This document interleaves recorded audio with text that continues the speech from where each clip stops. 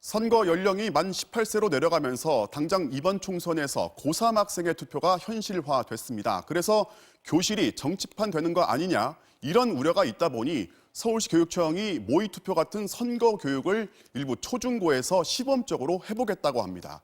그러자 이번에는 교사들이 정치 편향 교육을 할 수 있다면서 논란이 일고 있습니다. 정동훈 기자입니다. 서울의 한 시민단체 회의실. 초중고 교사들이 모여 선거 교육 자료를 만들고 있습니다. 후보자 공약 분석을 하기 위한 활동지에 넣기 위한 양식을 지금 만든 거예요. 서울시 교육청은 오는 3, 4월 이 교육 자료를 바탕으로 40개 학교에서 선거 교육을 실시한 뒤 모의 투표도 진행한다는 계획입니다. 집에 온 공보물 이런 것들을 가지고 공약을 분석해보고 어떤 후보가 가장 적합한 후보인지를 자기네들끼리 토론하고 학교에 설치된 투표소에서 해보는 거죠. 하지만 우려의 목소리도 만만치 않습니다. 교육부가 17개 시도 교육청과 가진 선거교육협의회에선 특히 고등학교의 경우 학생들 간 또는 학생과 교사 간 정치적 갈등이 우려된다는 지적이 나왔습니다.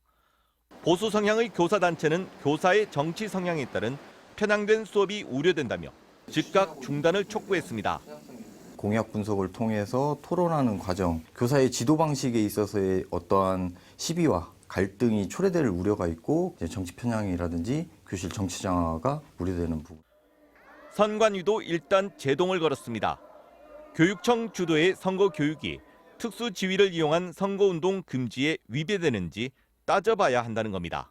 교육청이나 학교 선생님이 주관으로 이렇게 이제 하게 되면 선생님이 학생 대상으로 지위를 이용해서 여러 가지 사항이 있을 수 있잖아요. 그래서 이제 검토를 해봐야죠. 서울시 교육청은 선관위의 판단을 존중하겠다면서도 교사들의 수업 계획서를 미리 검토하고 선관위 위탁 연수 등을 실시해 위법, 편향 논란을 차단하겠다고 밝혔습니다.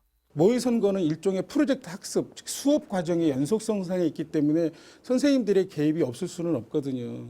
그러니까 그런 부분들은 선생님들의 어떤 연수나 이런 것을 통해서 충분히 극복해낼 수 있다고 보는 거죠. 서울시 교육청은 선관위와 협의해 계속 진행하겠다는 입장이지만 이번 총선에서 사상 처음 투표권을 행사하는 학생 유권자들에게 쏠리는 관심이 큰 만큼 논란은 쉽게 가라앉지 않을 전망입니다. MBC 뉴스 정동훈입니다.